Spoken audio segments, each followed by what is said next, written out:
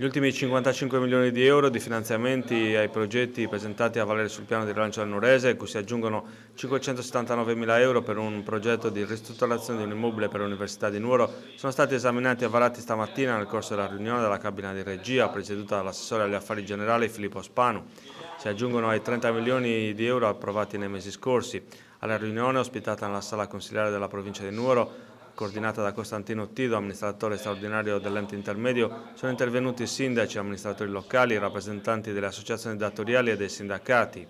Queste settimane da più parti sono arrivate prese di posizione sulle lungaggini che stanno caratterizzando il piano di rilancio del Nuorese, partito 4 anni fa e che ancora, al di là degli accordi di programma sottoscritti e che vincolano i finanziamenti, non ha visto erogare ancora un euro.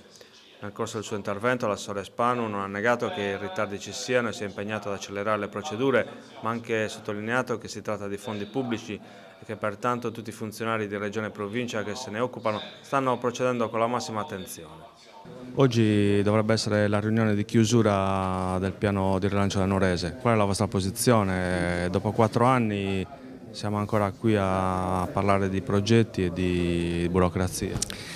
Ma 4 anni di promesse, di annunci e non un euro ancora speso, non un bando che è stato emanato.